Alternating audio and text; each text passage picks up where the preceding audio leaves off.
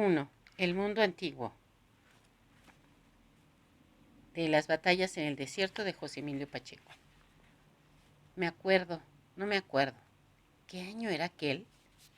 Ya había supermercados, pero no televisión, radio, radio tan solo. Las aventuras de Carlos Lacroix, Tarzán, el llanero solitario, la legión de los madrugadores, los niños catedráticos, leyendas de las calles de México, Panseco, el doctor IQ, la doctora Corazón desde su clínica de almas, Paco Malgesto narraba las corridas de toros, Carlos Albert era el cronista de fútbol, el mago Septién transmitía el béisbol. Circulaban los primeros coches producidos después de la guerra: Packard, Cadillac, Buick, Chrysler, Mercury, Hudson, Pontiac, Dodge, Plymouth, De Soto. Íbamos a ver películas de Errol Flynn y Tyrone Power a matinés con una de episodios completa. La invasión de Mongo era mi predilecta.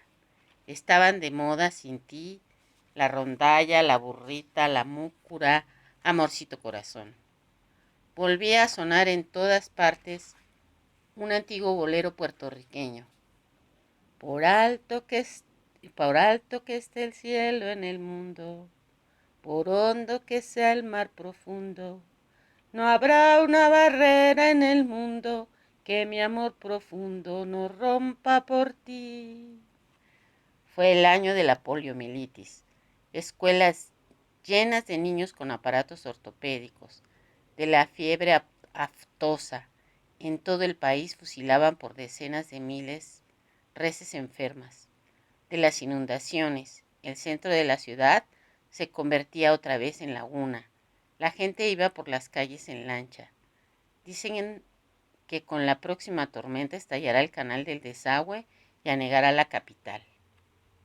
¿Qué importa?, contestaba mi hermano, si bajo el régimen de Miguel Alemán ya vivimos hundidos en la mierda. La cara del señor presidente en donde quiera, dibujos inmensos, retratos idealizados, fotos ubicuas, alegorías del progreso con Miguel Alemán como Dios Padre, caricaturas laudatorias, monumentos, adulación pública insaciable, maledicencia privada. Escribíamos 1000 veces en el cuaderno de castigos: debo ser obediente, debo ser obediente, debo ser obediente con mis padres y con mis maestros. Nos enseñaban historia patria, lengua nacional, geografía del Distrito Federal, los ríos, aún quedaban ríos, las montañas, se veían las montañas. Era el mundo antiguo. Los mayores se quejaban de la inflación, los cambios, el tránsito, la inmoralidad, el ruido, la delincuencia, el exceso de gente, la mendicidad, los extranjeros, la corrupción, el enriquecimiento sin límite de unos cuantos y la miseria de casi todos. Decían los periódicos: el mundo atraviesa por un momento angustioso. El espectro de la guerra final se proyecta en el horizonte. El símbolo sombrío de nuestro tiempo es el hongo atómico. Sin embargo, había esperanza. Nuestros libros de texto afirmaban: visto en el mapa, México tiene forma de cornucopia o cuerno de la abundancia. Para el impensable año 2000 se auguraba, sin especificar cómo íbamos a lograrlo, un porvenir de plenitud y bienestar universales. Ciudades limpias, sin injusticias, sin pobres, sin violencia, sin congestiones, sin basura. Para cada familia una casa ultramoderna y aerodinámica. Palabras de la época. A nadie le faltaría nada. Las máquinas harían todo el trabajo. Calles repletas de árboles y fuentes, cruzadas por vehículos sin humo, ni estruendo, ni posibilidad de colisiones. El paraíso en la tierra. La utopía al fin conquistada. Mientras tanto, nos modernizábamos, incorporábamos a nuestra habla términos que primero habían sonado como pochismos en las películas de Tintán y luego insensiblemente se mexicanizaban: thank you, ok, Wasumara. Shut up. Sorry. One moment, please. Empezamos a comer hamburguesas, pies, donas, hot dogs, malteadas, ice cream, margarina, mantequilla de cacahuate. La Coca-Cola sepultaba las aguas frescas de Jamaica, chía, limón. Los pobres seguían tomando tepache. Nuestros padres se habituaban al highball, que en principio les supo a medicina. En mi casa está prohibido el tequila, le escuché decir a mi tío Julián. Yo nada más sirvo whisky a mis invitados. Hay que blanquear el gusto de los mexicanos. Capítulo 2. Los desastres de la guerra. En los recreos comíamos tortas de nata que no se volverían a ver jamás. Jugábamos en dos bandos, árabes y judíos. Acababa de establecerse Israel y había guerra contra la Liga Árabe. Los niños, que de verdad eran árabes y judíos, solo se hablaban para insultarse y pelear. Bernardo Mondragón, nuestro profesor, les decía: ustedes nacieron aquí, son tan mexicanos como sus compañeros, no hereden el odio. Después de cuánto acaba de pasar, las infinitas matanzas, los campos de exterminio, la bomba atómica, los millones y millones de muertos. El mundo de mañana, el mundo en el que ustedes serán hombres, debe ser un sitio de paz, un lugar sin crímenes y sin infamias. En las filas de atrás sonaba una risita. Mondragón nos observaba tristísimo. Se preguntaba qué iba a hacer de nosotros con los años, cuántos males y cuántas catástrofes aún estarían por delante. Hasta entonces el Imperio Otomano perduraba como la luz de una estrella muerta. Para mí, niño de la colonia Roma, árabes y judíos eran turcos. Los turcos no me resultaban extraños como Jim, que nació en San Francisco y hablaba sin acento los dos idiomas, o Toru, crecido en un campo de concentración para japoneses, o Peralta y Rosales. Ellos no pagaban colegiatura, estaban becados, vivían en las vecindades ruinosas de la colonia de los doctores. La calzada de la Piedad, todavía no llamada Avenida Cuauhtémoc, y el Parque Urueta formaban la línea divisoria entre Roma y Doctores. Romita era un pueblo aparte. Allí acecha el hombre del costal, el gran robachicos. Si vas a Romita, niño, te secuestran, te sacan los ojos, te cortan las manos y la lengua, te ponen a pedir caridad y el hombre del costal se queda con todo. De día es un mendigo, de noche un millonario elegantísimo, gracias a la explotación de sus víctimas. El miedo de estar cerca de Romita. El miedo de pasar en tranvía por el puente de Avenida Coyoacán. Solo rieles y durmientes. Abajo el río sucio de la Piedad, que a veces con las lluvias se desbordaba. Antes de la guerra en el Medio Oriente, el principal deporte de nuestra clase consistía en molestar a Toru. Chino, chino japonés, come caca y no me des. Ajá, Toru, embiste, voy a clavarte un par de banderillas. Nunca me sumé a las burlas. Pensaba en lo que sentiría yo, único mexicano en una escuela de Tokio, y lo que sufriría Toru con aquellas películas en que los japoneses eran representados como simios gesticulantes y morían por millares.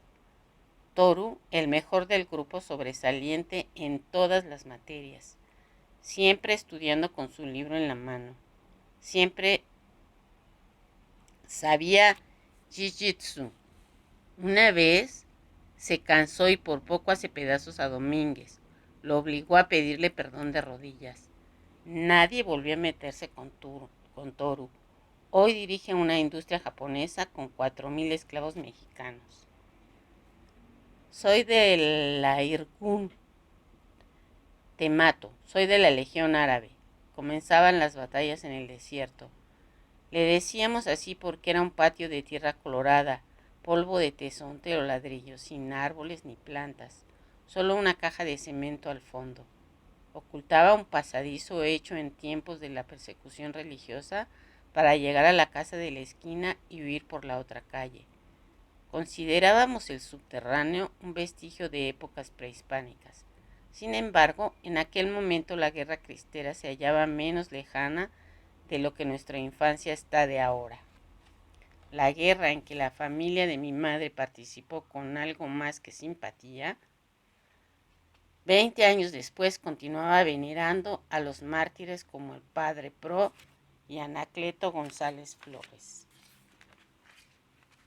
En cambio, nadie recordaba a los miles de campesinos muertos, los agraristas, los profesores rurales, los soldados de leva.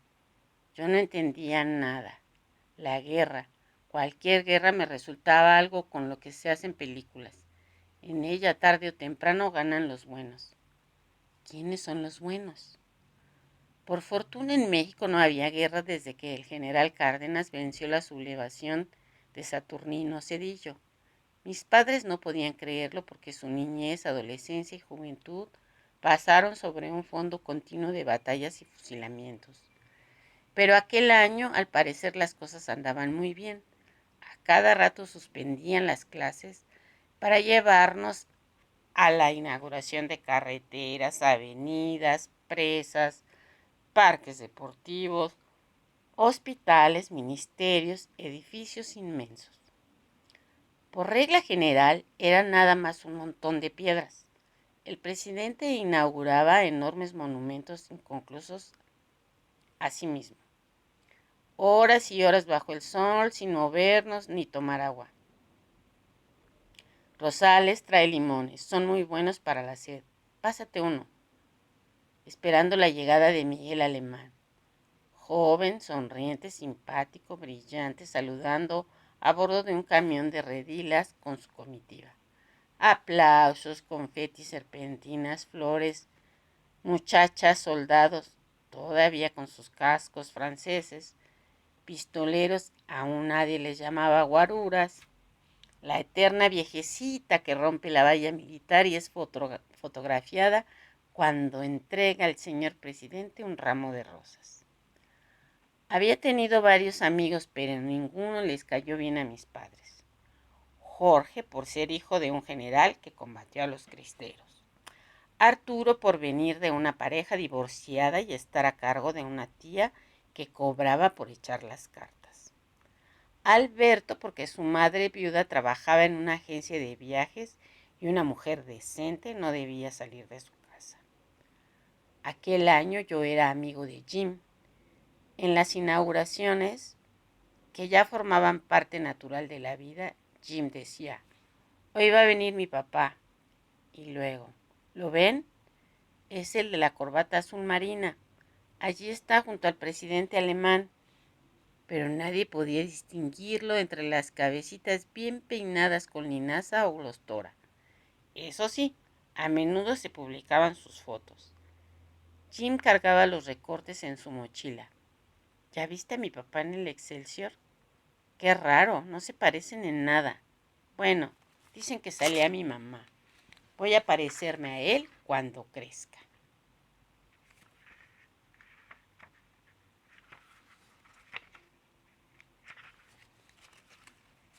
Capítulo 3.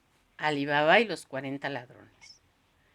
Era extraño que si su padre tenía un puesto tan importante en el gobierno y una influencia decisiva en los negocios, Jim estudiara en un colegio de medio pelo, propio para quienes vivíamos en la misma colonia Roma, avenida Menos, no para el hijo del poderosísimo amigo íntimo y compañero de banca de Miguel Alemán, el ganador de millones y millones a cada iniciativa del presidente.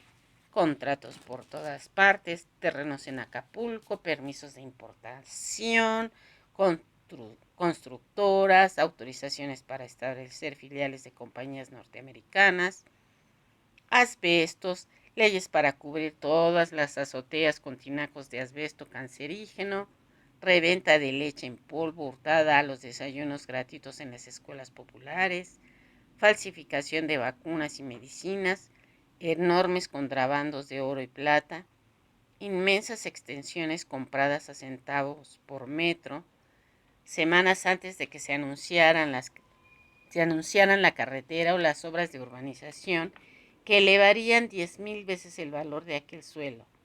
100 millones de pesos cambiados en dólares y depositados en Suiza el día anterior a la devaluación. Aún más indescifrable resultaba que Jim viviera con su madre no en una casa de las Lomas, o cuando menos Polanco, sino en un departamento en un tercer piso cerca de la escuela. Qué raro. No tanto, se decía en los recreos. La mamá de Jim es la querida de ese tipo. La esposa es una vieja horrible que sale mucho en sociales. Fíjate cuando haya algo para los niños pobres. Jejeje, mi papá dice que primero los hacen pobres y luego les dan limosna. Y la verás retratada, espantosa, gordísima, parece guacamaya o mamut. En cambio, la mamá de Jim es muy joven, muy guapa. Algunos creen que es su hermana. Y él, Tercia Bayala, no es hijo de ese cabrón ratero que está chingando a México, sino de un periodista gringo que se llevó a la mamá a San Francisco y nunca se casó con ella. El señor no trata muy bien al pobre de Jim. Dicen que tiene mujeres por todas partes, hasta estrellas de cine y toda la cosa. La mamá de Jim solo es una entre muchas. No es cierto, les contestaba yo. No sean así. ¿Les gustaría que se hablara de sus madres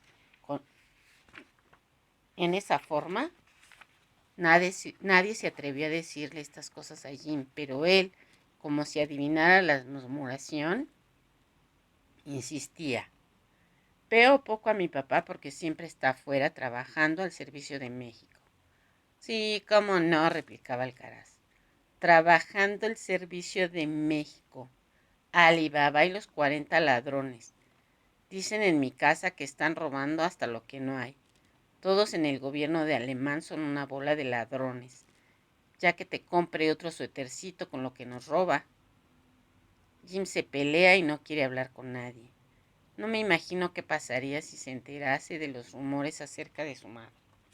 Cuando él estaba presente, los ataques de nuestros compañeros se limitan al señor.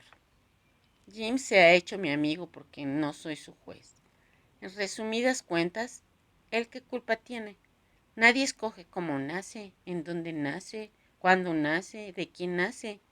Y ya no vamos a entrar en la guerra de los recreos. Hoy los judíos tomaron Jerusalén, pero mañana será la venganza de los árabes.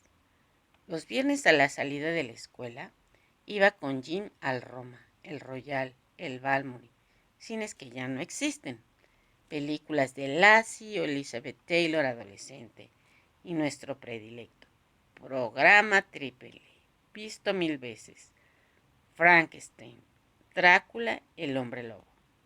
O programa doble, aventuras en Birmania y Dios es mi copiloto. O bien, una que al padre Pérez del Valle le encantaba proyectar los domingos en su club Vanguardias. Adiós, Mr. Chips. Me dio tanta tristeza como me dio tanta tristeza como Bambi, cuando a los 3 o 4 años vi esta película de Walt Disney. Tuvieron que sacarme del cine llorando porque los cazadores mataban a la mamá de Bambi. En la guerra asesinaban a millones de madres, pero no lo sabía. No lloraba por ellas ni por sus hijos, aunque en el Cinelandia, junto a las caricaturas del Pato Donald, el ratón Mickey, Popeye el marino, el pájaro loco y Bugs Bunny, pasaban los noticieros. Bombas cayendo a plomo sobre las ciudades, cañones, batallas, incendios, ruinas, cadáveres. 4. Lugar de en medio. Éramos tantos hermanos que no podía invitar a Jim a mi casa. Mi madre siempre arreglando lo que dejábamos tirado, cocinando, lavando ropa, ansiosa de comprar lavadora, aspiradora, licuadora, olla express, refrigerador eléctrico. El nuestro era de los últimos que funcionaban con un bloque de hielo cambiado todas las mañanas. En esa época mi madre no veía sino el estrecho horizonte que le mostraron en su casa. Detestaba a quienes no eran de Jalisco. Juzgaba extranjeros al resto de los mexicanos y aborrecía en especial a los capitalinos. Odiaba la colonia Roma porque empezaban a desertarla.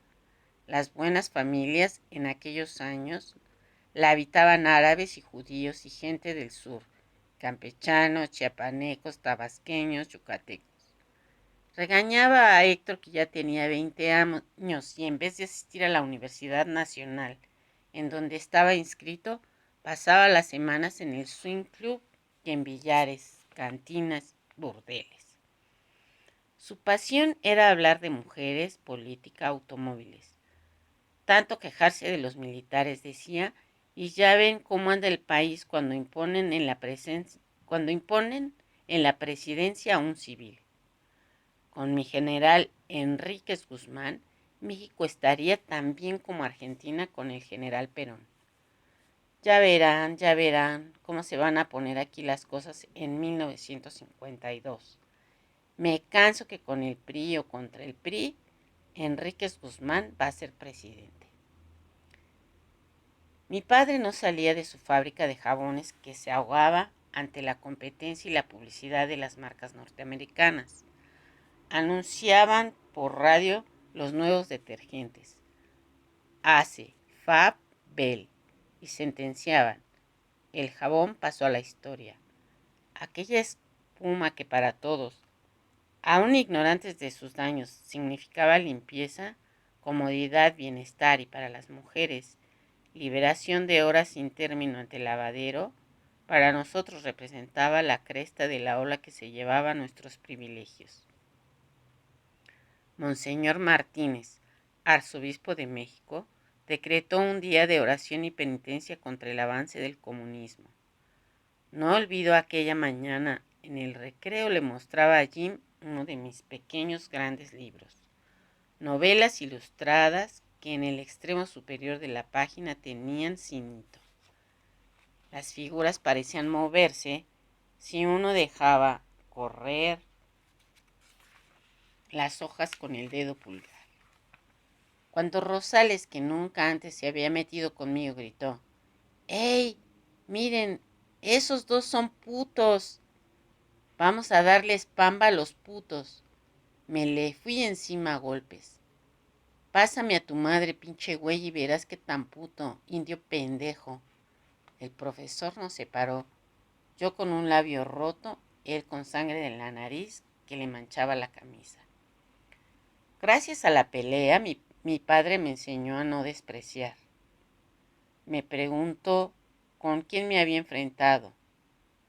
Llamé indio a Rosales. Mi padre dijo que en México todos éramos indios, aún sin saberlo ni quererlo. Si los indios no fueran al mismo tiempo los pobres, nadie usaría esa palabra a modo de insulto. Me refería a Rosales como pelado. Mi padre señaló que nadie tiene la culpa de estar en la miseria, y antes de juzgar mal a alguien, debía pensar si tuvo las mismas oportunidades que yo. Millonario frente a Rosales, frente a Harry Atherton, yo era un mendigo. El año anterior, cuando aún estudiábamos en el Colegio México, Harry Atherton me invitó una sola vez a su casa en Las Lomas. Billar subterráneo, piscina, biblioteca con miles de tomos encuadernados en piel, despensa, cava, gimnasio, vapor, cancha de tenis, 6 baños. ¿Por qué tendrán tantos baños las casas ricas mexicanas? Su cuarto daba a un jardín en declive con árboles antiguos y una cascada artificial.